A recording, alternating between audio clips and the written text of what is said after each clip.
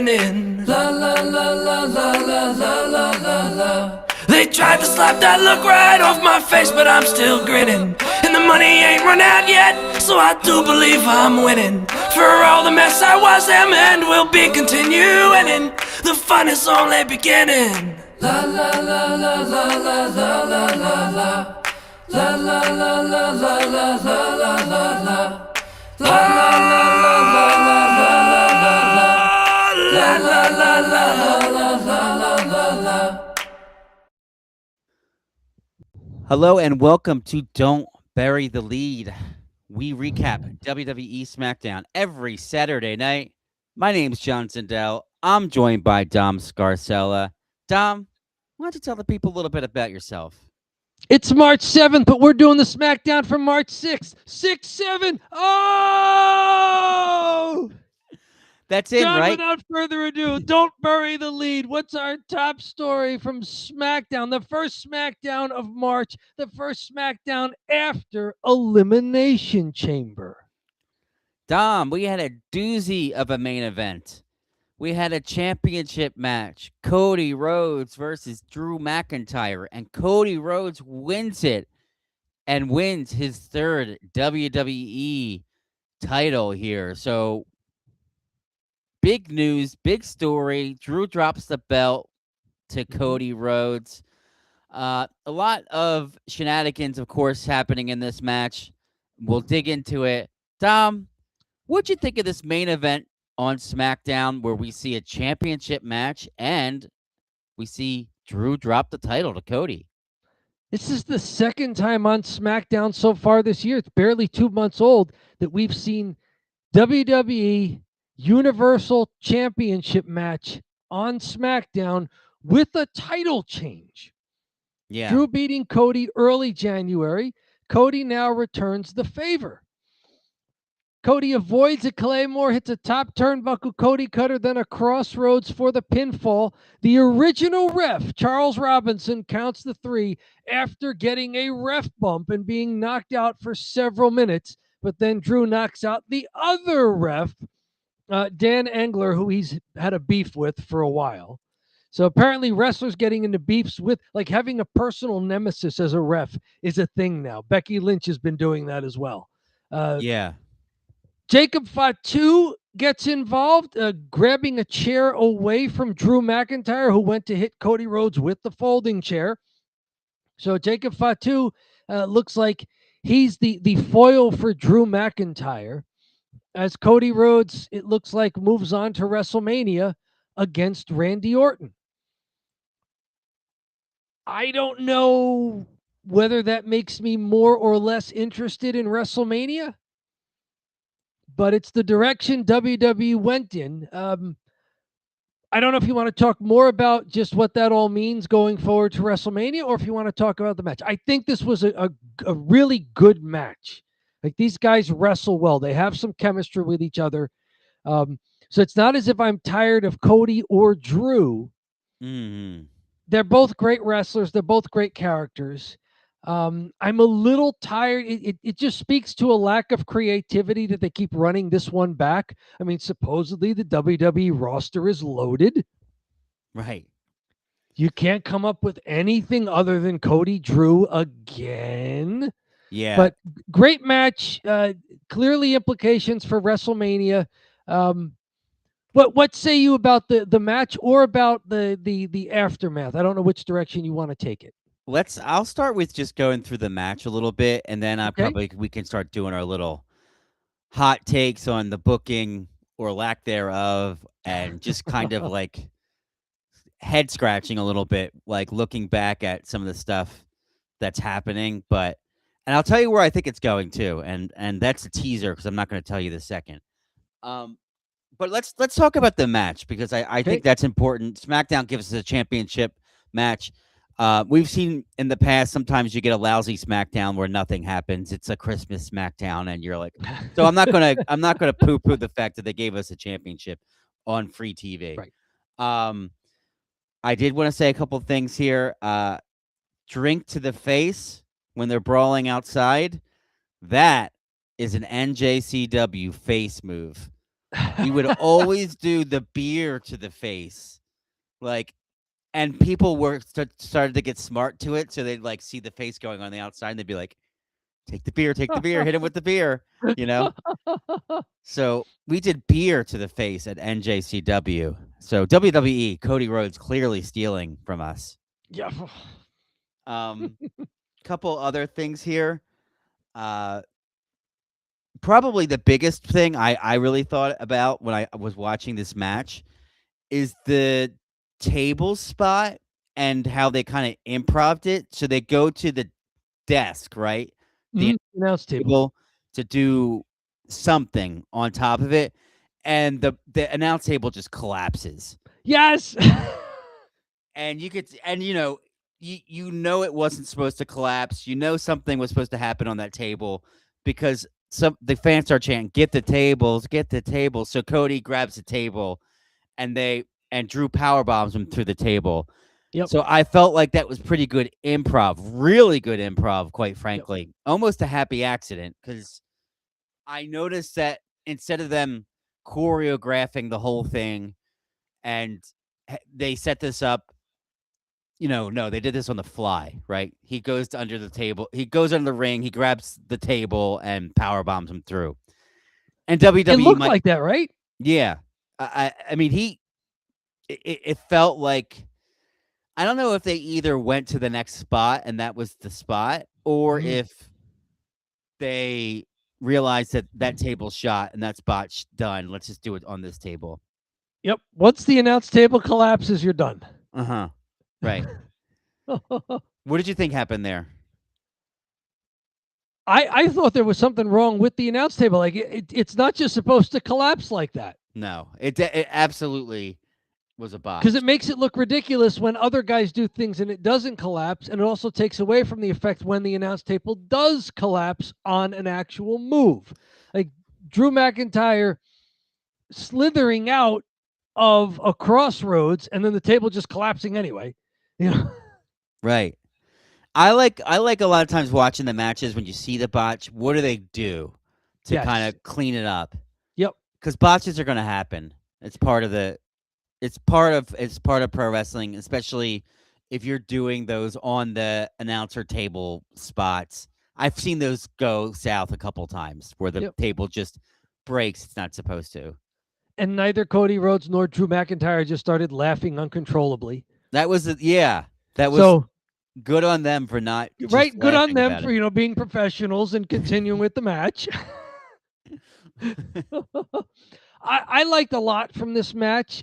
Drew working over Cody's left arm was really good, because at one point Cody hits a top turnbuckle superplex, but they sell it like he lands a little on his arm and he can't follow up.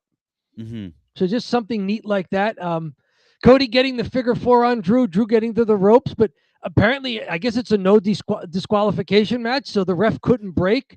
So Drew had to break the hold by yanking on Cody's left arm. So again, playing into that was good stuff. They also did each other's moves at one point. After the power bomb through the table, Drew rolls Cody into the rings and hits a crossroads, but Cody kicks out. Cody stops a Claymore with a super kick, then hits his own Claymore, but Drew kicks out. That leads into our ref bump fiasco. Cody hits a crossroads, but he knows there's no ref. So instead of having that silly thing where he covers the guy and has no idea what's going on, he realizes the ref is done because it was Cody who hit the ref when Drew pulled him into the way of the disaster kick. So Cody knows the ref is out. He hits the crossroads and he starts looking around. He leans on the ring. He's calling for another ref. Come on, come on, come on. At that point, Drew is up, hits a Claymore, hits something on him, and then I'm sorry, I'm screwing up. So you've got the new ref here, and now Drew's getting into it with Dan Engler. Okay, yeah. So now he's getting into it. So Drew covers Cody, hits the Claymore, and now here's Dan Engler, Drew's nemesis, to count 1, 2, and barely doesn't count 3. and Drew just glares at poor Dan Engler. And now at this point, you realize there's going to be a second ref bump eventually. But they played it well, right? They played it well. Like Dan Engler keeps like trying to talk, hey man, I'm a ref. I'm a ref. You fight your opponent, fight your opponent. And Cody and Drew just keeps glaring at him and like he's gonna just blow his top, but he doesn't, and he doesn't. And finally, he just headbutts Dan Engler because he's just so frustrated with this ref annoying him again. And that leads into eventually the finishing sequence with Jacob Fatu. So a lot of good action, a lot of stuff we haven't seen before for them, like them each hitting each other's signature moves. Drew playing up the Nick heel thing again. Teodoro. Hello, Nick. So Drew playing up the heel thing with the ref, being like, okay, I'm the champion now. I'm not going to beat up the refs. And then there he goes and he beats up the ref. Jacob Fatu being involved. I guess that means we're getting Drew Jacob Fatu perhaps at WrestleMania. Yeah. I think maybe just transitioning a little bit here, just, the actual match was good. I'm glad they did it on the main event of Smackdown, and they gave us a title change and even a title shot in a real match. I have a feeling that this isn't done, where I don't think it's going to be Randy Orton versus Cody Rhodes. Because that's a pretty lame card. It's actually a pretty lame card. 4 faces. That just doesn't make any sense. I don't think you could have both main events having 4 faces. I think you can get away with it for one, maybe, but we got to keep it simple in WrestleMania. We got to have bad guys and good. I mean, forget just then you're gonna have one of them kind of play heel, which you're trying to do now. I don't know with Roman Reigns and Punk, you're kind of stuck, right? Yeah. We got Nick saying Drew got screwed. Drew got screwed, yes. Bad timing and all this. Drew should have carried the title into Mania.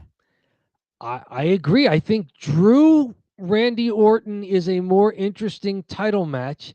I also think it's much more interesting if it's revealed that Cody ambushed Jacob Fatu backstage all those months ago, and we get Cody Jacob Fatu.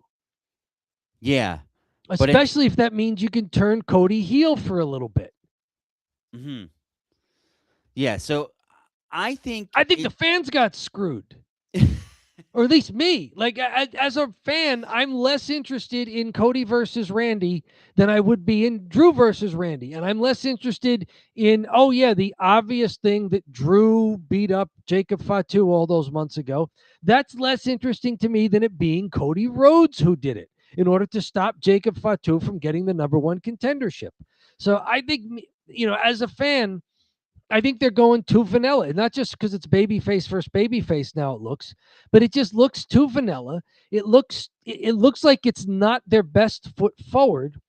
And I do wonder if they have to do something to the main event, like you said, in order to make at least one of these main events more compelling. Yeah, I think what they're going to end up doing is either make it a triple threat or even a 4-way, which is kind of crazy to think of it that way, a fatal 4-way, but there's a lot of other pieces they can move in there and have it make sense.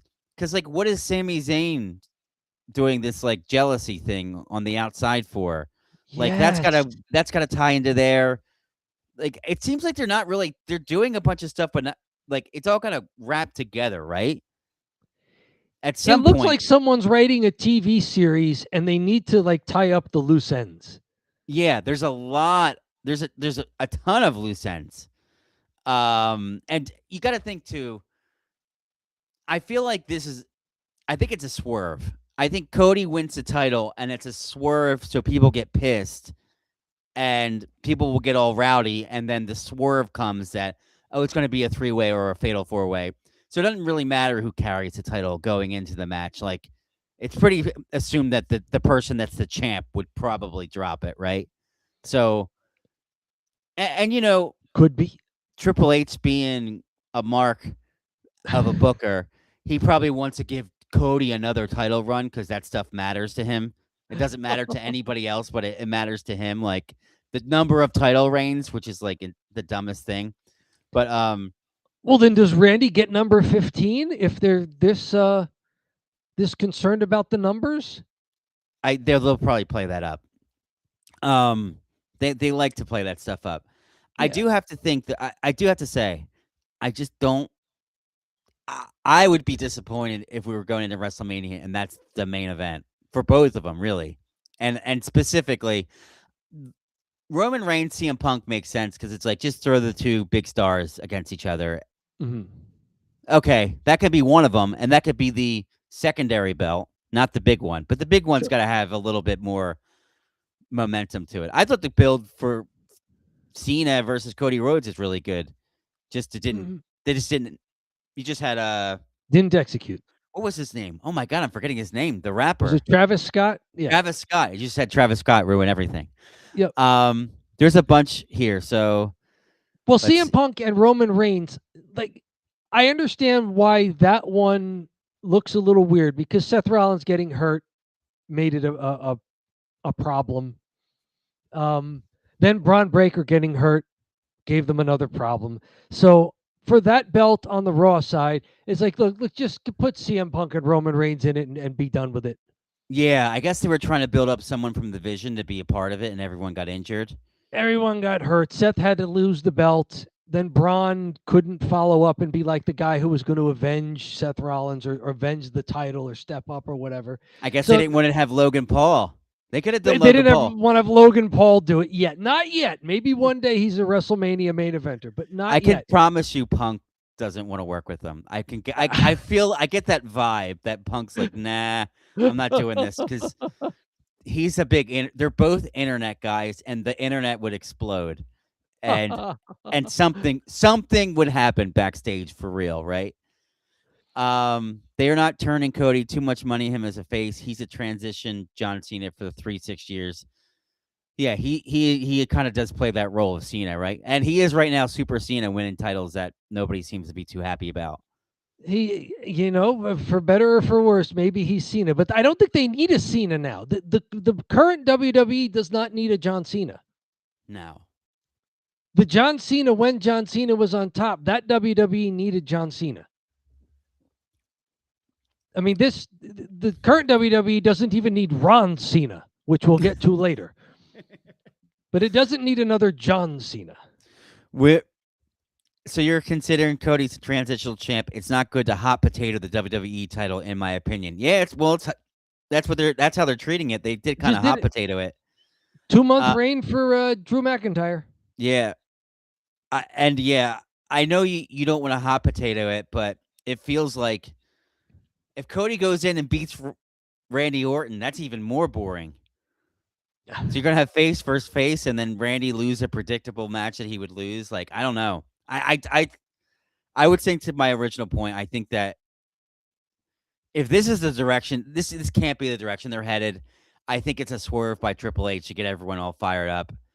And yeah, I mean, you can see the dislikes on the YouTube video. It's like 100,000 dislikes and 20 likes. There's the comments on Twitter X were like under the WWE thing were relentless. Oh wow. And it's not, and like a lot of people complain on Twitter, but this was like it was like nobody, not one of them was like happy with the booking. They're just like Triple H is cooked. What the hell? Blah blah blah blah blah blah blah blah blah. The whole thing. I mean, Nick came in and said this is stupid. So yeah, right. So there we go. I was thinking this is kind of stupid, and then Dom was also kind of thinking, what are we doing? So okay, Yep. We got 3-0, and not a lot of people. The three of us are not saying like, oh, actually, I do see why they did it. It's like, I don't know why they're doing this. Yeah. So I think there's more on the horizon here. But anything else here from your end, Dom? I know we're talking a lot about the lead, but the lead is the show, right? Yeah, I think it also makes their Royal Rumble and Elimination Chamber look ridiculous. Like the whole idea was that Cody couldn't get another title shot against Drew unless he won either the Royal Rumble or Elimination Chamber. And when he failed at both, it was like, okay, this is great. This means creative is coming up with something else for Cody Rhodes to do while giving us Drew McIntyre, Randy Orton, it looks like, which could be a great match. And instead it's like, no, we're giving you Cody Rhodes back as the champion. So if there's now another swerve happening, okay, but I'd rather creative have good ideas and be able to execute them than to have creative be all over the place. Like, oh, ticket sales might be a little soft because we're going back to the same city and the same venue 2 years in a row. Let's just rip up everything except for Punk Roman, which has already been ripped up, Right. and then do something else. And I don't know. I'd like to see creative have a better idea of what they're doing in the way they present it to us, because it looks shipshod, it looks haphazard, it looks like they don't know what they're doing. And thankfully, the guys in the ring are carrying it so far. Like no knock on Cody or Drew for what creatively they've been asked to do. Exactly. They're excellent. The They are wrestling's excellent. good.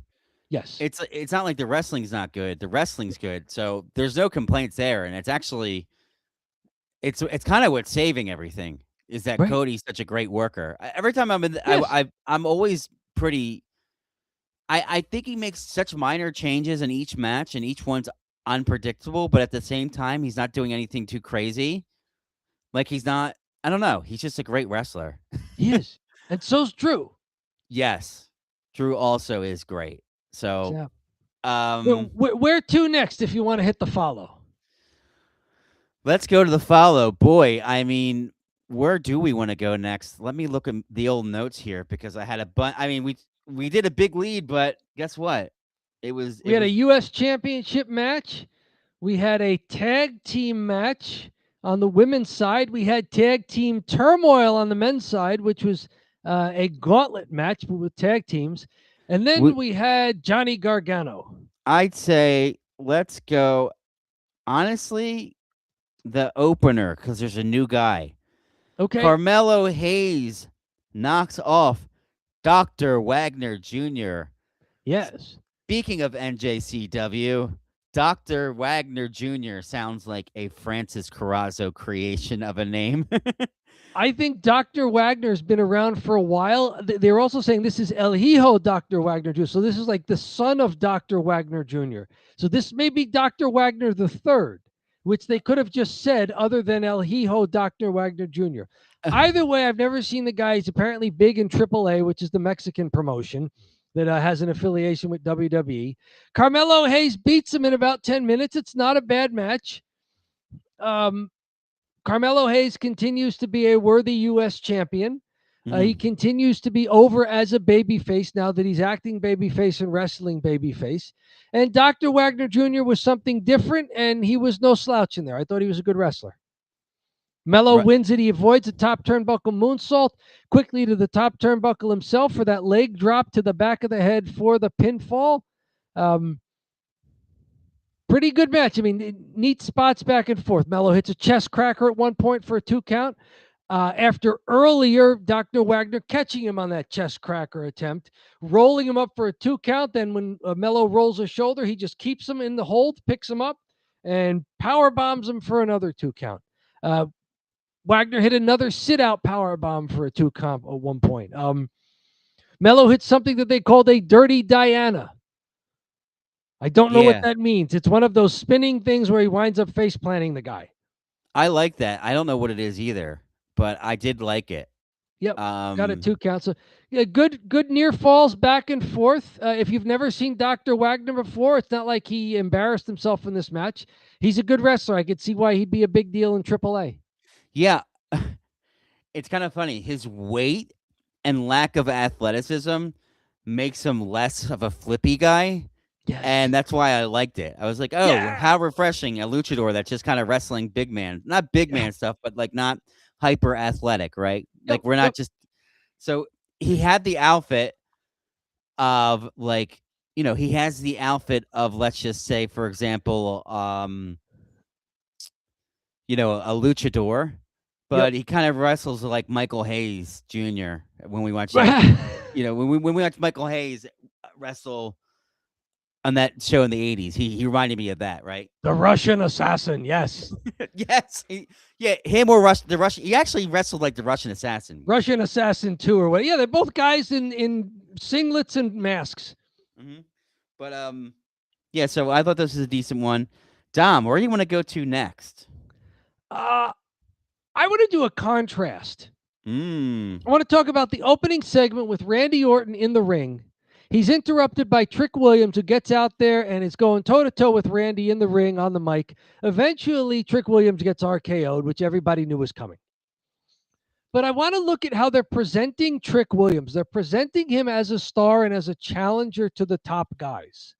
He was in Elimination Chamber. Now he's doing this. He's been back and forth with Sami Zayn. They're positioning Trick Williams as a top guy, recent NXT call-up. On the other hand, they're positioning Obafemi as a weird comedy squasher. He's in there with Johnny Gargano's in the ring after his wife, Candice LeRae, is trying to get him to stop being so depressed and so sullen in the back. And so Johnny Gargano goes to the ring. He fires up. It says it's time to bring back Johnny Wrestling. And he issues an open challenge, leading to a 1 minute and 2-second match against Obafemi, who has now done this to Johnny Gargano, Kit Wilson, and The Miz. Like, Obafemi is being presented as a comedy squasher. Yes. It's just such a disconnect to me. Like, both of these guys look like they could be main eventers, but for the time being, they're just they're slow playing the hand with Obafemi and having him do comedy stuff, which, I mean, the crowd likes, but a lot of that is on the other guy. Like, the crowd was into this because Johnny Gargano, not just because of Obafemi. You know, it was because of Kit Wilson, not just because of Obafemi. It was because of The Miz, not just because of Obafemi. So we've already talked longer. I've already talked longer than the Obafemi match went. But what say you about the way they're presenting these new guys from NXT? Because I notice a glaring difference. Yeah, I think with Trick Williams, it makes sense where they're kind of positioning too. Because if you think about it, he can talk and he can wrestle and he's got the look, he's got everything. So why not? And he seems pretty much ready to do it. He hasn't seemed like over his skis at all. No. He seems like he he's does ready. not seem like he's out over his lemon pepper steppers. Like lemon pepper, yes. And saying stupid lemon pepper stepper, fantastic. And they keep comparing him to Booker T. I'm like, he's Ric Flair. He's not Booker T. He's not Booker T at all. In the ring, he does a lot of the Booker T stuff. Like, he looks at his hand, he does some of the spin stuff, the posture. He's about size. Your mic's. There you go. Check. There you go. Hello? Try again. Yeah, go ahead. Hello? You're good. You got me? Mm-hmm. I'm back. Yes, I'm seeing the green on my end as well, the green bar. He has the mic skills of Ric Flair and the attitude. But he has the Booker T look and the size. Like, he's got the posture, the way he stands, the way he moves in the ring, the way he does a lot of the leaping kicks and knees. He does the bookend slam, the Uranagi. That's the rock bottom. It's the manhandle slam. It's all those. It's that side slam, the spinning solo that Solo Sikoa uses. So he's got a lot of that into him. But yeah, he looks like a main eventer, and yeah, maybe it's because he's so polished on the mic already. Yes, that they feel comfortable doing this with him. It's a big deal for the WWE to be polished on the mic. You can get away with it a little bit more in other places, but I feel like, Japan or AEW, if you work good, then you work good. Who cares? But a lot of times, if they're polished on the mic, they can get ahead of the line, right? They can cut ahead a bit. So who does Obafemi go after at WrestleMania? Because he's a huge wrestler. He's got to wrestle, right? I actually think that Obafemi had legs with Kit Wilson. Like, I felt like that one made a little bit more sense. The Johnny Gargano one, I was like, okay, we know he's a monster and he can kill people. He proved it against Kit. Yep. Maybe do it one more time, but I feel a little bit like the squash matches don't do a whole ton for people. No. I've seen a lot of people squash people, and then that buries them because nobody cares. Like, nobody wants to watch a squash match. I wonder if Jade Cargill is still suffering from that. Yeah, seriously. If like, they had saw her in so many squashes that it was like, oh, we can't take her seriously. I wonder if that direction of creative has hampered her as a wrestler. Yeah. And maybe with that brings us to Rhea Ripley in the ring calling out Jade Cargill. Yeah, let's And they transition get here. into it. Rhea says she's the fighter, Jade is the flexor. And they do dueling I'm that bitch mic drops. I thought Rhea was really good on the mic. She is. And she's way over. Crazy over. Yes. Yep. I actually kind of liked it because did you Me see too. that they had this like weird transition? They had this weird social media stuff. Did you see any of that?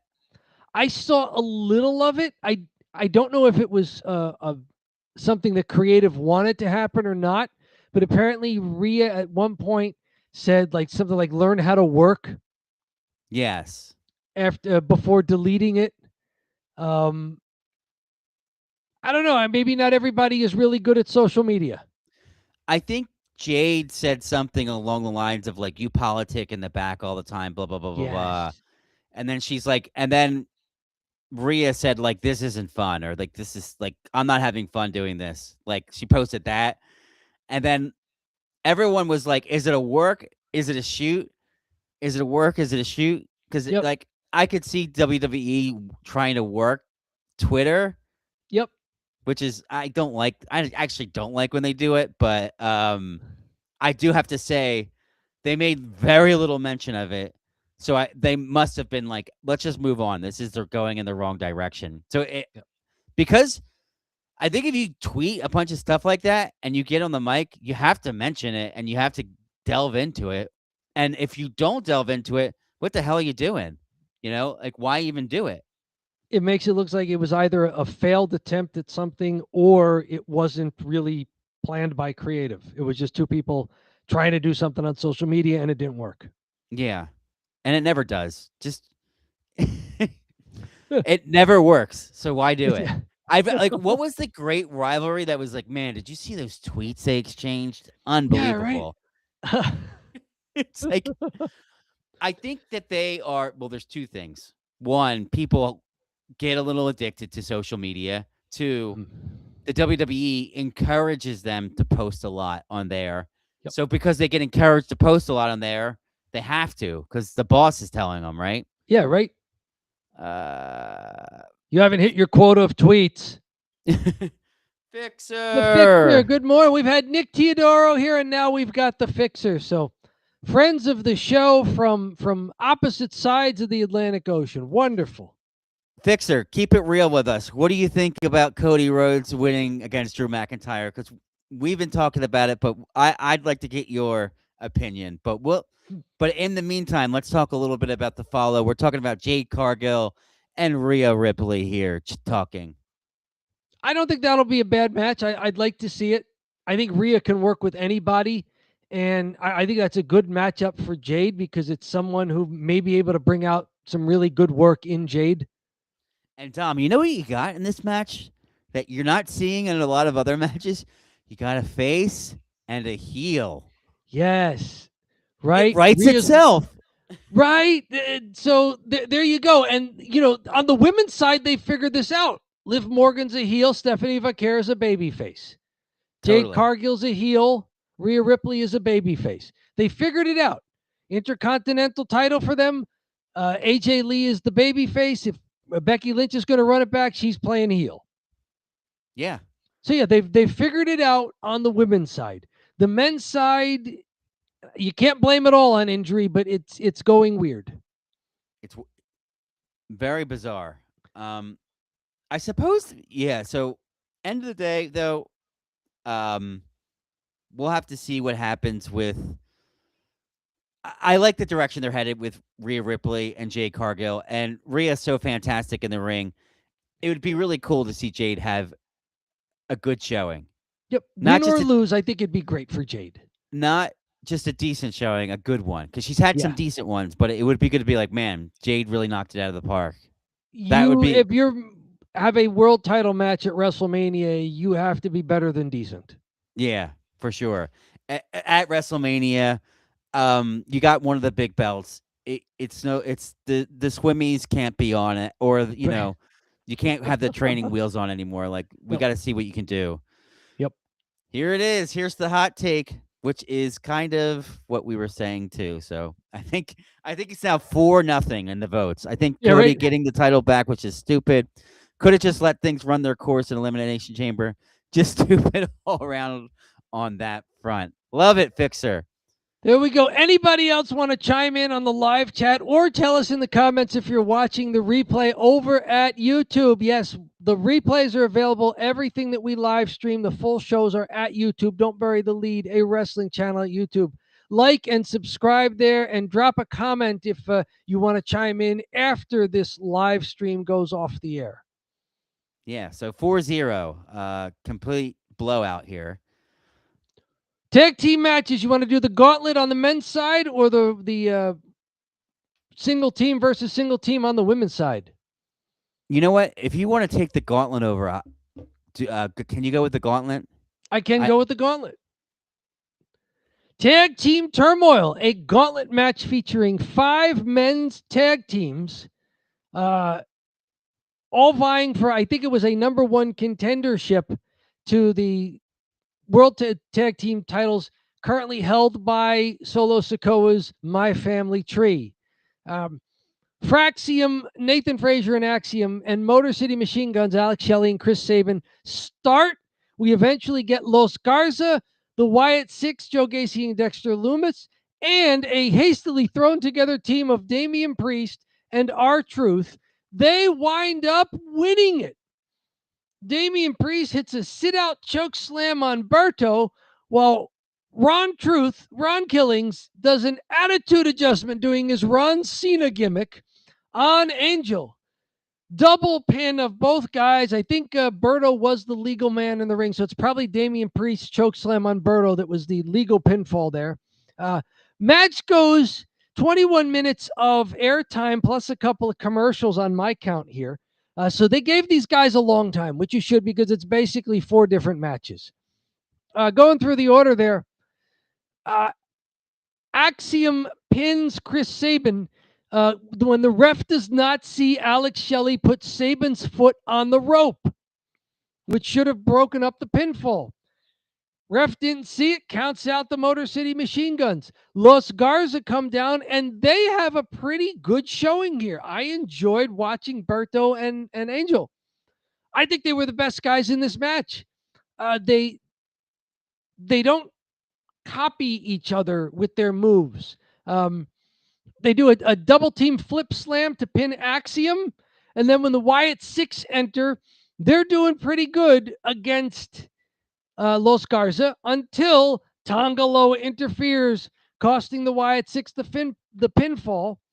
And then Berto rolls up Dexter Loomis, who was distracted, and grabs the tights. So Los Garza get 2 pinfalls here before having to face Damian Priest and R-Truth. A big glaring thing from this match: no Montez Ford and Angelo Dawkins. Where are the Street Profits? Yeah. They've been a mainstay in the men's tag team division for years, and they've been on Smackdown for more than a year, had the belts for a while.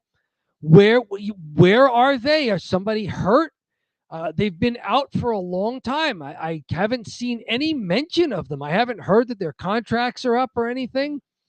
So I don't know where the Street Profits are, but fairly entertaining tag team gauntlet here.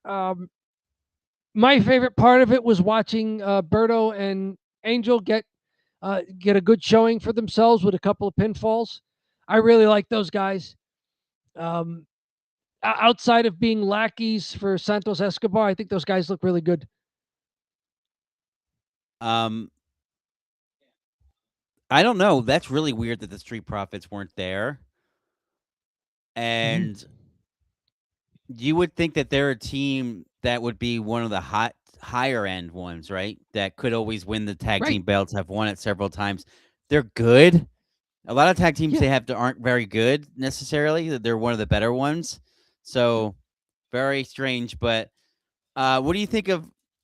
We got a little bit here from the Fixer. Shocker that Priest and Ron Cena win it. Yes. Two rejects from the Judgment Day, right? They're I think reforming the Judgment Day team. it probably gives something good for Damian Priest to do, and then also, you know, Ron Killings, R-Truth, undeniably over Yes. constantly. Just And doesn't need to do the Ron Cena gimmick. I'm a little disappointed now that John Cena's retired. Can we just put that to bed? Yeah. Right. Can we just let Ron Killings do something else? If you want him to be a comedy guy, he can be a comedy guy without aping John Cena's moveset. True. And if you want him to be a regular wrestler, you know, as long as you don't overuse him at his age, he's still in shape and can still be a pretty good wrestler in the ring. So I mean, if this was a one-off just to bring back Ron Cena and have everybody laugh, okay. But I don't want this to be a regular thing where it's Damian Priest and Ron Cena. Right. Maybe we can keep going in the tag team. Yep, Space women's here. tag team: Kiana James and Julia versus Charlotte Flair and Alexa Bliss. Charlotte Flair gets the pinfall with a basement bulldog on Julia. This is twice in a row now we're in a tag team match with Julia and Kiana James. Julia is the women's U.S. champion. This is twice in a row now where Julia has eaten the pin. John, they're protecting Kiana James. They must have big plans for her. As they should. She's good. She is good. I wrote in my notes, I said Kiana James is pretty good. Yeah. And it's crazy because they brought her up as a manager. Yep. And then I see her in the ring. I'm like, okay, she's not a manager. She can work. Yep. So, it good feels match like all around. I liked it. I liked all four women in this match. They can all wrestle. They're all a little different from each other. I liked it. yeah, Goes about 10 minutes. this was a good one. Charlotte and Alexa Bliss have something going, right? I Yep. like them as a tag team. The German suplexes by Flair were really good. Yep. The double moonsault was cool when she hit two people with the moonsault. She's got a Yes. great moonsault. And yeah, I always like every time I see Charlotte in a random match, I'm reminded, oh yeah, she's quite athletic. She's pretty good. Yeah, I don't know if she has a gymnast background or what, but at that height, her doing a flip just looks different from, say, Io Sky doing a flip. Oh, totally. This is from the Fixer. Kiana James was good at NXT until she got injured. I'm glad you said knee that injury. because I don't know anything about NXT. So I don't know anything about the call-ups when they come up, and I'm like a total newbie whenever they're up. So I just thought she was the manager. You know? Yeah, well, you can see that big brace she wears on her left knee. So she probably got hurt in NXT, and they brought her up to the main roster because they had something for her to do up here that involved her mic skills. But now that she's apparently recovered from that knee injury and can work with just that brace on, the way that Charlotte worked with a brace on and Asuka works with a brace on, even though you don't usually see it on Asuka because she wears the long trunks over it. But there are people who wear a knee brace, not just knee pads, but a knee brace. Stone Cold Steve Austin wore them late in his career, but you know, if she can do that, Ilya Dragunov does it as well. So if she can work with that brace on, then she understands pro wrestling, great on the mic, very athletic, has the build, everything. So I liked all four people in this match. The heels did a great job of cutting off Alexa Bliss in their half of the ring. So really good tag team wrestling, especially from a heel faction. Just awesome stuff all around. Everybody in this match knows what they're doing. Totally. I don't really have much else to talk about from this match. Do we have anything else? No. You mentioned already Sami Zayn and those awkward exchanges with Cody Rhodes, which has been like a recurring thing every SmackDown. We also had backstage with Ilya Dragunov. He got interrupted by The Miz, then got interrupted by Kit Wilson. They teased what could be a match, but we never saw the match, so maybe that's next week. I don't know why Ilya Dragunov versus Kit Wilson or The Miz would need an entire week's worth of build. No. But No I do. slight to either of them, but like it's not an ongoing program. You could just do that. I was looking forward. I thought it might be tonight. Me too. I was like, oh, we're gonna get this tonight. Okay, and then like they didn't do it. They didn't even mention it at all. It was so weird because Yeah. they did the thing where they were building up Yeah. Kit Wilson. Yep. No, sorry. They did the thing where they're building up the match, and usually they do that, and the match will be tonight. Like for Yes. one of these, like Kit Wilson versus The Miz, like we don't really need a week, but Yeah. I love Kit Wilson, so I'm looking forward to next week actually. I'm looking forward to the promos. And The Miz is always a treat when he's in there. He's like Charlotte Flair. I always forget. Oh, he's really good in the ring. Yeah, he can wrestle. Yeah, right. We got some couple things. All right. So before we hit the thumb drive, Sammy needs to go heel. Ooh. See, I think Cody needs to go heel. It's Sammy's so good in the ring as a heel, as you've mentioned before, Dom, because he can sell so well, which is really important for a face. Excuse me, for Sami Zayn. So, but they are kind of leaning into it right now, and he is kind of being like annoying little pest Yes. in the back. Like, I didn't get my shot. I don't get my shot. Blah blah blah blah. It's like you just got killed in Saudi Arabia. Right. So there is that little bit like where I could see him turning. I think he's talented enough to do it, but I could easily see him being very annoying if he just he dialed it a certain direction, right? yes. Yeah, he's almost getting there in these backstage things with Cody Rhodes. So you could see it. Sammy's got enough skills to do anything. Lonely for Karrion Kross to return and say I told you so.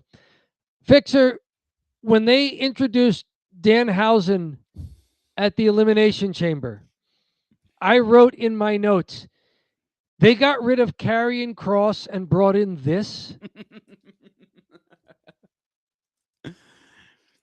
They wanted a weird guy with a dancing valet. They had Karrion Kross. Yeah, the Danhausen thing is. Oh, was Danhausen on the show too? Not today. He was on Raw. He looks like he's going to be a Raw guy. Oh, I thought I saw a segment on SmackDown, unless they showed his segment on Smack. Yeah, they mentioned him being there, but I don't think he was backstage, unless I missed it and just blacked out when he showed up on the screen. It's not. I know it's not the best. It was such a weird way to introduce him, and it feels like this guy should be in NXT. I don't know what he's doing up here. He's not even a wrestler. Like the WWE has people who can do comedy and wrestle. They don't need a guy who just does comedy. Also, it's really not. I mean, it's the lowest form. It's the lowest thing you could do is the comedy bit. Because now, if it doesn't work, you're done. But if it does work, it's still it's pretty replaceable. Right. Ron Killings does it well. Kit Wilson does it well. Chelsea Green does it well. And they also wrestle. They're good wrestlers. Yeah, all three can wrestle. Like if Danhausen's just going to be a weird comedy guy who doesn't wrestle, then I don't know what he's for. Yeah. I think that's a good end point here. So that's the follow. Dom, is it drive time? I think it's drive time. The road to WrestleMania gets another bump in it during this SmackDown, but we've got our own drive that we do. It's our thumb drive where we take all this information and we compress it into an easy-to-see form. It's going to be a simple thumbs up or a thumbs down. There are no ties. There are also no star ratings, no letter grades, no number grades. You're taking this course pass, fail. Dom, we are not Dave Meltzer. We don't do 7 stars in the Tokyo Dome. We don't do 1 star at the Core State Spectrum. No. We don't give stars. We're not Dave Meltzer. We give a thumbs up or a thumbs down. So, Dom, are you ready? I am. 3, 2, 1.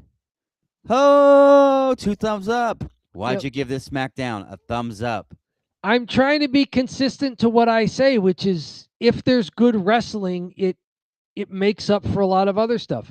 I don't like where they're going with some of the feuds, but I got good wrestling, and I will let them do whatever swerve they're going to do and then judge it when it happens. But for now, I got good wrestling on this show. I'm not going to complain enough to give it a thumbs down. Yeah. They got a thumbs up because anytime you put a championship match on for like a 30-minute match, especially with guys like Drew and Cody, specifically Cody can work so well. That's just going to be fun, right? So I think a lot of the other stuff was promising as well. Some decent stuff on the match, especially from the women's side, to see it kind of just be bolstered so much with Rhea Ripley, because they've needed some help on the women's side, and I think they got it with Rhea Ripley. Yeah, so I gave it a thumbs up as a result of that, but that does not mean that we're creatively into what they're doing. If this is really, if it ends up being Randy and Cody, I could see one of the nights being a thumbs down. Right, for WrestleMania. Oh my goodness! You could be like, yeah, skip it, because that's what it feels like a little bit. But I'll try to be a bit more positive rather than pessimistic and say I don't think that'll be the final actual card they're gonna have and they'll do something to fix that one part of the card. I hope you are right, and they can somehow improve it. Very good. Speaking of, I couldn't. It's cheap heat time, isn't it? I couldn't even do. I'm trying to think of a transition. I hope you are right. And you know what, Dom? Hope is free. We love free things. So let's take it on to our next segment here. Speaking of improvement, you and I could use some improvement. Let's see if we get it here in Cheap Heat. Yes, Cheap Heat. Cheap Heat is our big segment where we talk about WWE, AEW, other trending topics in the wrestling world. If you're watching us on Twitch right now, we're not on TikTok at the moment. We'll be back on next week due to TikTok being goofy, and we're on YouTube.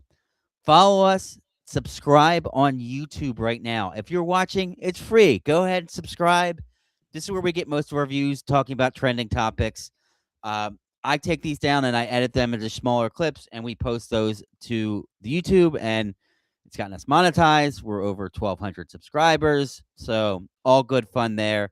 Dom, what do you got for us to kick off Cheap Heat here?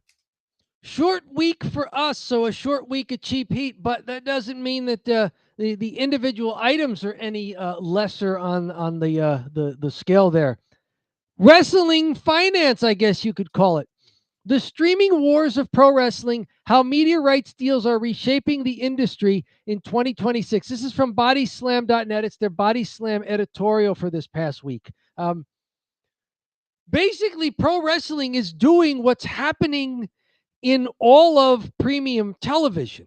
It used to be that if you had a good cable package, you could watch whatever wrestling you could find. And every cable provider would give you access to pay-per-views. And now it's so fragmented. Pro wrestling in 2026 looks different from a decade ago. Big shows are no longer just about arena gates and pay-per-view boxes. Now streaming platforms, broadcast networks, and multi-year deals decide who reaches which fans. The money is bigger, the audience is more global, and the consequences are real. It's tougher to find some of this stuff. Mm-hmm. Like, the technology has made it more difficult to follow the major pro wrestling promotions. It's not just one cable subscription or one satellite subscription if you had DirecTV or something similar to that. It's now you got to find, okay, which streaming service is this on? And what level do I need at that streaming service in order to get access to the things I want to see? Can I watch them live? Does it have to be next day? Is there a device restriction? What's going on here? I'm wondering, I want to hear from people in the chat or the comments, not just you and I talking about it, John. What has been your experience with all of these streaming services going from the consolidation of accessibility in major cable and satellite to what is now a fragmented landscape where frankly you got to keep more, and it's almost costing you more than your old cable bill plus pay-per-views did.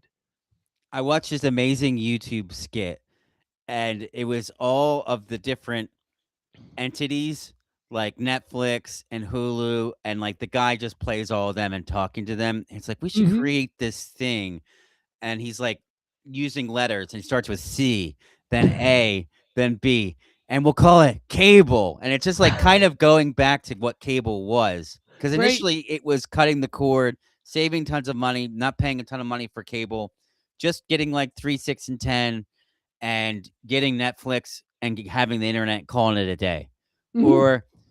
And now you have all these other entities that are ditching cable, making their own thing, and then also taking just pieces of the entertainment piece. So like WWE is on USA Network, on cable. It's on CW for, if you want to watch NXT. Mhm. It's on Netflix for Raw. It's now you have to have ESPN for the pay-per-views. Mhm. So for me, it's been a pain, a real Yes. big. I'd have to say a real big pain. Except for me and you, we do not watch it traditionally. Wink, wink, hint, hint. But there's a Surfshark is a trade-off to great that. V. Yes, I know. We have to wait, and you have And to. frankly, it's not the best quality video production.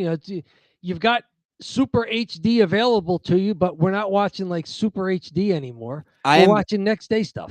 I am jealous of our friend the Fixer, who's in the UK and watches it Ah. all on Netflix, and he gets everything on Netflix. And Netflix is pretty cheap there. And I use a VPN that says I'm in Netflix, and that I'm in the UK now. And we already have Netflix at my house, so You could be in the UK. I mean, you can travel. yeah, Dom. But the good You're a news, Renaissance man. You're a man of the world. Surfshark, the VPN that Stephanie McMahon advertised, and I got Surfshark because of that reason. I thought it was so funny that she advertised Surfshark on her podcast, not knowing that it was steal. That's like this is how you steal WWE. You realize that, right? So, This is how you get different access to our programming. Yeah, right. this is bigger than WWE though. This is TNA, AEW, AEW's Warner Brothers Discovery. There was a big question over as to would they be sold? Who would buy it? Would it be Netflix? Then what happens with competing wrestling promotions owned by Netflix? It doesn't look like it's going to turn out that way. It looks like Paramount is going to get that part of Warner Brothers Discovery, but this is affecting everybody. It's not like you could just have a cable subscription, watch AEW, watch WWE, and watch TNA, and watch NWA somewhere, or at least get some pay-per-views available to you. You've got like, where do you watch AEW if you don't have cable anymore? Yeah, I mean, if you don't, HBO Max.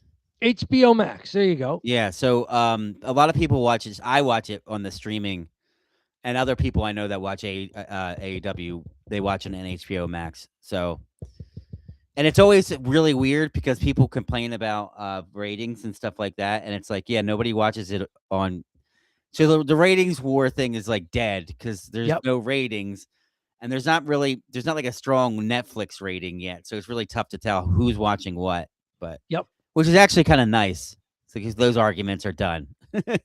They mentioned VPNs and how this even makes some of it even harder to parse for the media companies. Production scheduling and creative changes. We seem to be seeing longer commercial breaks, more studio segments, cross-platform miniseries. Like, okay, if we're on Netflix, can we we need a WWE Netflix auxiliary series to run. We need to do more of this stuff behind the scenes. We need more content Mm-hmm. for the streaming services that are on all the time. So On the other hand, if you can make a bigger career out of it as a wrestler, you're getting more exposure. A lot of guys are able to jump over into big movies and TV series. In fact, the two guys who will be wrestling for the World Heavyweight Championship, Roman Reigns and CM Punk, were recently featured in an animated series as the Z-Bros. Yeah. So apparently the Z-Bros are turning on each other for this WWE WrestleMania main event, one of the several main events on there. So tell us what comes next, consolidation or further fragmentation? What's going to happen here? Let us know in the comments. Let us know in the chat. What do you see happening? What would you like to see happening? Are you more of a person that's, look, I don't like all the wrestling. I just like my favorites, and I'd rather just buy one small thing and watch that promotion, and that's it? Or are you the person who got into many, many wrestling promotions back when they were all available on the same basic avenues, but same digital avenues, and now you're scratching your head going, it's so much more difficult and more costly to recreate that. So, different strokes for different strokes. I say it in economics all the time. All economic values are subjective. Yeah. But there's no wrong answer to this as long as you're being honest about what you value. So I'm interested in some of the different takes that people have. For me, as someone who wasn't watching wrestling as often as I used to, the fragmentation makes it more difficult for me to get back into wrestling as a whole. I'm basically just watching WWE because that's what we live stream on Don't Bury the Lead. We got this from the Fixer. I do, but I also have a deal with my internet provider that I get Netflix for free at the moment. Oh, okay. So it's perfect. That's fantastic. That was us too. We had Xfinity, and for a while we got Peacock thrown in at a very reduced rate or free for a year or so. And when WWE had all their premium live events on Peacock, I was like, okay, well, that gets thrown in. That takes away one hoop that you have to jump through and one other thing that you have to find. So we're paying good if you've got that arrangement over in the UK. That's great. That's two companies moving toward consolidating, where if a streaming platform also owns content production, like Xfinity with NBC and Comcast NBC, that can work. Okay, very good. Good to hear from you there, Fixer, on that. Something to think about. Let's keep it moving. All this extra money, TKO's Mark Shapiro on the WWE and UFC pay for athletes, for performers. We will have increases. So if you're wondering where all this money is going, since they're getting all these big media, signing all these big media rights deals with ESPN and with Netflix and perhaps with Paramount or where else they're signing with, several former current fighters have got on record with the issue, specifically after Dana White and TKO launched Zuffa Boxing and signed Conor Benn to a reported $15 million deal. So now Shapiro, the CEO and president of TKO, is here saying that we're making good money. So our new margins are going to be inclusive of an increase in fighter and superstar pay. So we'll see if this pans out. But at this point, they're saying, look, we're doing real well. The talent is going to see some of that success.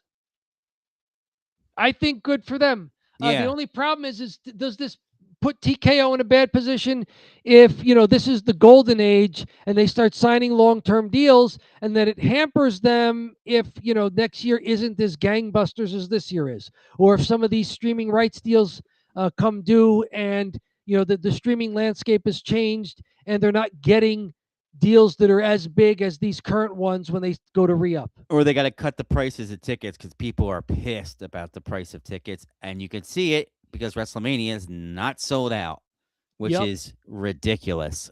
Yeah. And that may not, and again, maybe that's not a problem with the main event scene. Maybe that's just a problem with how they're pricing attending the event. It's totally a pricing thing. I don't think it would matter who would be in the main event, except if you brought like The Rock or Austin back. That'd be the only difference. If The Rock and Austin said they would wrestle, then that someone would pay $400 to see that. Yep. But I don't think you have anybody on the roster that is going to move the needle to the point where if I wasn't going to pay $400 before, this is going to happen. Okay, I'll pay $400 now. I don't think that's going to happen. Right. They know what WrestleMania is, and they know, okay, they're always solid, right? Mhm. But so they'd have to go above and beyond, and they have to get like something crazy. Now, one little caveat here. TKO admitting here that they're in talks with the White House for an event on June 14th. They expect to lose $30 million. Whoops. But maybe that's, a $30 million price they're willing to pay if it gets them some crony consideration with the federal government. Yeah, you never know. Yeah, You never know. I'm Thank sure you, that's a big part Wrestling of it. Inc. for this report here, right? Mhm. Staying with Wrestling Inc. here, report New Japan Pro Wrestling star David Finlay goes over to AEW. He was apparently in talks with several promotions. You watch AEW more than I do. What do you know about David Finlay? Were you glad to see him make his debut? I know nothing about him. I'm sorry. I wish I could have come um, prepared, but guy from New Japan. That's all I know. No problem. I mean, that's the thing. I mean, you bring in a guy from overseas. You're like, oh, everybody's going to know him. Maybe not. Maybe not. All I could think of is he related to Fit Finlay. Right, Fit Finlay. Yes, Dave Fit Finlay. Apparently, he made his debut here with Gabe Kidd and Clark Connors. They are the Dogs now. Mhm. I'm not sure if it says here. Let's see here. They're just calling them the Dogs. So that's not even just a nickname for something else they were. Apparently, they used to be the War Dogs. So now that they've added a member, they've lost a word. Fit So it's not Finlay. just the Dogs. Fit Finlay's his grandfather. Oh, wow. David Finlay is the grandson of Fit Finlay, which is that kind of makes sense, right? Fantastic. Oh, a third generation superstar. Mhm. Very good. Very good. So, hey, maybe there's great stuff in store from him in AEW. And finally, here from Cinema Blend, Logan Paul. We like Logan Paul. He's cheap heat. He said, apparently on Impulsive Podcast, and also was talking about it on social media. He offered $1 million to any football player who could come to his gym for a boxing match. If they defeated him, they'd get the money. Mm-hmm. Basically, he's gotten into a beef with Tom Brady over wrestling being allegedly not as challenging as pro football. And so Logan Paul is standing up for pro wrestling, saying he wants to prove he's just as athletic as a top caliber NFL athlete. So instead of saying, well, you come in and do pro wrestling or I'll go do football, he's saying, let's just each do boxing, which, I mean, to be fair, Logan Paul is trained in that. So now he gets a former football player, retired NFL running back Le'Veon Bell, who's also trained in boxing. And suddenly Logan Paul is like, no, that's not what I meant. I meant a current NFL guy who has nothing to do with boxing that I could box. Oh, wow. I didn't realize that Le'Veon Bell could box. He got into that after his NFL career, so that's why he's ducking them. The incident highlights a common complaint about the Paul brothers' boxing matches, whether it's Jake or Logan. The exchange brought forth a common complaint that combat sports fans have had about the Paul brothers when it comes to boxing. The brothers have been accused of being very selective about their opponents, presumably to ensure that they have the advantage in the ring. I might agree with this, except for the fact that Jake Paul got his jaw broken by a guy who was much bigger than him He in finally his most recent boxing match. And it's like, Jake Paul, what were you thinking? You were thinking with all those millions, weren't you? Because that was not a good look for you, getting pummeled by a much bigger guy and perhaps having your jaw broken. Yeah, a much bigger actual boxer, because he's been Yes. fighting random people that did UFC that are old that didn't know how to box, but they're like, whatever, I'll take the fight, you know? Yeah. And Jay can box. Logan, I'm not so sure. It's funny that he wouldn't even be willing to box someone that isn't a boxer by trade, Le'Veon Bell. this MF a duck, duck, duck, duck, duck, duck, duck, duck, duck, Yeah. duck, duck. Bro said you can actually fight. So he's telling everyone he wants to fight someone who he feels can't fight. That's what we call ducking. Mhm. Oh, Logan Paul, he's getting press. He's doing good work in the WWE, which is all I care about. I don't follow him on social media. I don't watch his podcast. You do yourself a favor because I have a Right? video coming I'm out. apparently doing myself a favor. Excellent work. I had a video coming out, and Yes. I had to take some segments of him talking on his podcast, and his podcast is for brain dead people. It's one of the worst things on the internet. It's so bad. He's annoying. The guy he does it with is awful. Awful. Mike something, and there's just they're like 14-year-olds, but they're like both 30 and 40 collectively. Like, and they're like, yeah, I don't know. It's hard to describe just how bad it is. And I'm like, who watches this? And I've seen the views are pretty low too, especially for Logan Paul. So I think I'm not the only one. Maybe But- he has jumped the shark as an internet darling and really has to work on his WWE career. Mm-hmm. I'm glad he's doing well in the WWE. Me too. Whatever he's doing else. You just have to ignore that part because it'll Right. make you dislike the product. Yep. And maybe him being a better WWE performer will get him crowd reactions more representative of a pro wrestler and not of, oh, that's the guy from the internet. Right. So maybe one day with some work, he could turn babyface. No, I don't think it'll ever happen. I think he's the guy that's stuck at heel forever. Logan Paul turns face. Cody Rhodes turns heel. WrestleMania 43 in Saudi Arabia. Book it. Well, we'll have to see if it's still in Saudi Arabia. We never know. We'll see how long. You never know. There's how- so much that can happen between now. There's so much that can happen between now and Las Vegas WrestleMania 42. Things are crazy. I saw someone on the internet. I'm going to steal this from them. They said Las Vegas #3 next year when they cancel Saudi Arabia and then they go to Las Vegas again. Hey, maybe they could get a residency there like Tom Jones. Oh yeah, U2 playing the Sphere. That'll just Right. be WWE playing the WrestleMania. Hey, that's what I got. It's pathologically frugal. It's almost unseasonably warm here in southern New Jersey. What is it, John? It's cheap heat. All right, we had some stuff from the Fixer here, so maybe All right. that'll take us right into the Italian goodbye. As the More cheap heat from if there's anything we missed this week, it is a short week for us since we live streamed Wednesday. If there's anything we missed, let us know. If you disagree with any of our takes, that's fine too. Just bring it and come with something you can support what you're saying with. Yeah, so We like reading it.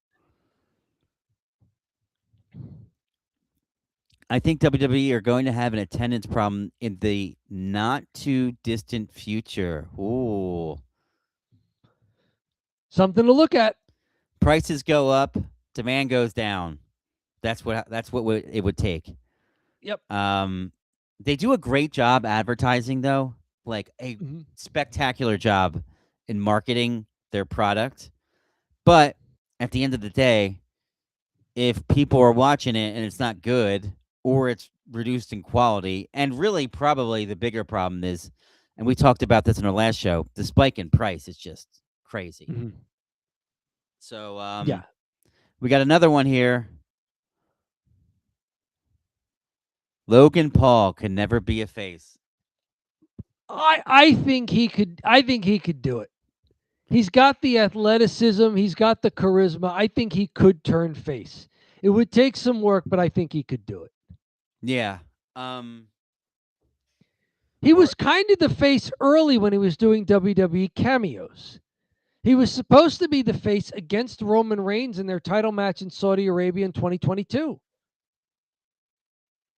with the bloodline being the heels. Sorry, I hit the button. Weird button. Yeah, no, totally. He was supposed to be the face there, but Yep. that was not his face. That was not the case. They kind of brought him in thinking he'd be a face, not realizing, oh, everyone hates him. He's big on social media because he's a hate click. Ah. You know, so the only way he could turn face is if he ditched all that stuff. He stops doing the podcast. He goes full WWE, and he's just a wrestler, and he doesn't do any of the other crap. But why would he? So he's not Right. going to stop being a fool. He's not going to stop challenging NFL players to boxing matches and then backing down from them. And he's not going to stop, like making cryptocurrency for little kids and like stealing money from them. Is he going to stop like making Lunchables that are like healthier, but they're more dangerous anyway, or they're just as bad? He seems like an idea guy. He tries something, it succeeds, so he tries something else. And Yeah. the fact that he succeeded big time with one thing means he's got some slack for trying other things. Yeah, he's an idea guy. I can appreciate that as someone who's not an idea guy. Dom, I gotta plug in my laptop. Give me just a sec here if you wanna. Sure. Be right back. Yes. Oh, when the battery starts getting low, we need to get a more you have no choice. direct power source there. Yeah, I forgot. I totally forgot it. So I'm gonna grab it. I'll be right back. I'll be quick though. Very good. Yes, we don't want John's laptop to lose all of its power and power down, because John is the producer of this fine show that you are all watching, whether you're live streaming or whether you're watching the replay of the live stream at YouTube. Don't Bury the Lead, a wrestling channel on YouTube. John is our big time producer and director for all of our live streams. He's driving the boat, as they say, piloting the ship, flying the plane, however you want to say it, for all of these live streams. I am merely a passenger and along for the ride and enjoying the scenery. So hopefully John can find his power cord before things get a little wonky here. Let's see. Do I have anything I can tell you about from this past week or week coming up? It is. I mentioned maybe the weather turning here in southern New Jersey. Where I live, where John lives, we get all four seasons. It gets cold in the winter. We get some snow. It gets hot and humid in the summer. Spring and fall are their respective rampings up and ramping downs. So we get all four seasons. It's been a cold second half of the winter here. However, we are told to expect perhaps highs in the 70-degree Fahrenheit range Monday, Tuesday, Wednesday, before it mysteriously turns cold again. And then for another week and a half, the highs don't get out of the 50s. So maybe a little bit of stuff going on. It may be unseasonably warm, but only for 3 days. We got some more. Oh, we do. Very good. I think this one here. Cody could drop the title to Randy at Mania. Oh, so if it's a one-on-one match, Cody could drop the title. I would not mind seeing Randy Orton. He's done a good job coming back from his injury. He's been back for about 2 years now. He's still great on the mic. He's way over. He does enough in the ring, even though he doesn't wrestle like a big man. He does enough in the ring where he's interesting. I think a 15th world title reign could be appropriate for one Randy K. Orton. Yeah, I agree. If it's going to have to go down to that, if it gets to Randy Orton, then I'd like to see him win. Yep. If it's Randy Orton and he loses to Cody, that's just a shit match. Because I mean, the match could probably be good, but end of the day, like that would just do nothing for anybody. Because it's gonna be face versus face, so the crowd's not gonna be booing. It's not like It's not like there's a guy that needs to get his comeuppance. Right. And yeah, I think Sammy's proved some good points. Why does Cody get so many chances at the belt and I only get one? Right. I'm Ooh. waiting for the grainy backstage security footage, like it showed that Naomi was the one who attacked Jade Cargill a year and a half ago. I'm waiting for that grainy footage to show us that it was Cody Rhodes who attacked Jacob Fatu. Yeah, that's what it was like planning to be. But then also he's back, but they haven't mentioned it. I know. Everybody's just assuming that Jacob Fatu and Drew McIntyre have this heat between them Mm-hmm. because Drew ambushed Jacob backstage, and that's not a good angle. No, it's not a good angle because he said it's not me. Well, and the other thing is, Drew, for all his faults, his character faces people out in the ring. Yes, he interferes in matches, but it's in matches, not backstage. Yeah, and he also there you go, Fixer. I'm with you. He's not Cody attacked Jacob. We all want that. Yeah. Yeah, I think Drew Randy would have been a better WrestleMania main event, and Cody Jacob would have been a feud that has more legs, especially since it could reveal whether or not Jacob Fatu could really be a near top of the card babyface, and whether Cody Rhodes could succeed for all his supposed acting chops. You know, he tried acting before getting into pro wrestling. Could he be a real heel? I think he's got plenty to work off of. Sure. With people kind of going up against him to winning the third title, having to carry everything, all the pressure that's been put on him. That's why I attacked him. That's too much pressure on me. But you would not understand that, you know? Yeah, I mean, he was another bloodline guy. Mm-hmm. Yeah, I mean, I'm a lone wolf here, and the bloodline keeps attacking me. And Jacob Fatu was still part of the bloodline, and he was coming after me. So yes, I hit him back first. Yeah, there's ways they could play it off where Cody's the heel, but you can kind of see his point the way you can with Drew McIntyre. Yeah, totally.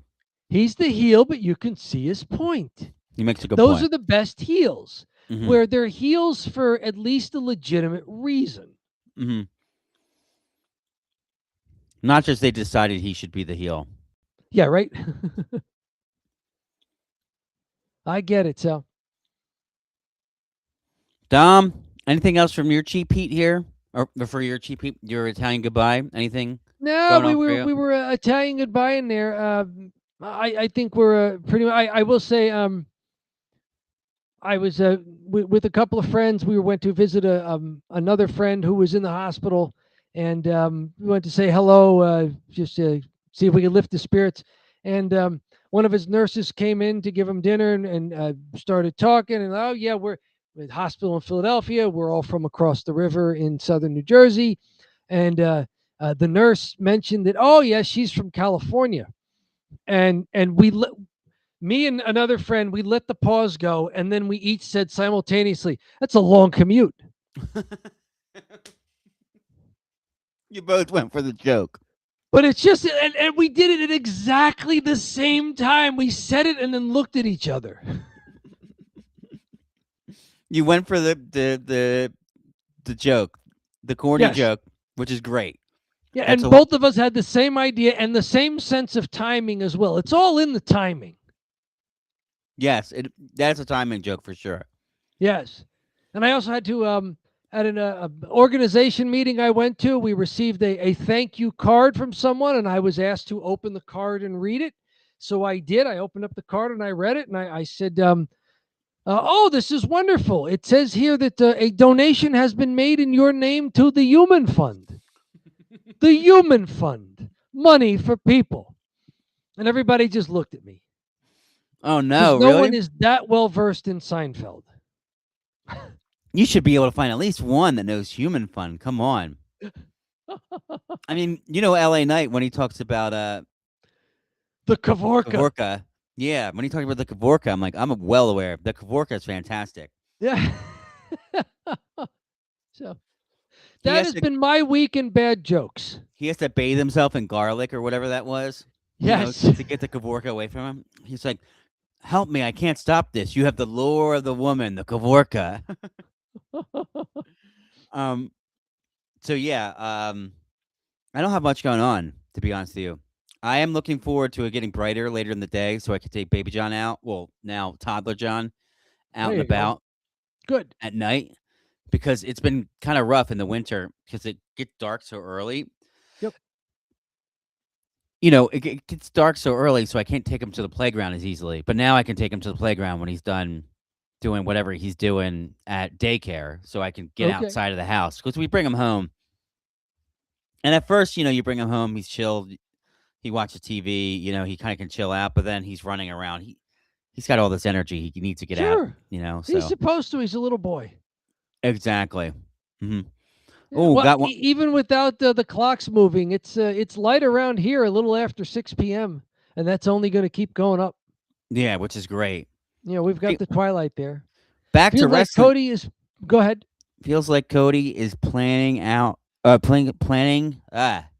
Feels like Cody is playing the Out the pin the tail on the tail. donkey. Pin the tail on the donkey, except Yeah. Cody became the donkey to avoid getting pinned. Oh, okay. There you go. Like, yeah, Cody Rhodes is conniving in order to get out of actually dropping the belt, and then it happens anyway because he gets into it with Jacob Fatu. Yes. That would also be a great reason as to why Cody went after Jacob Fatu in the cage match.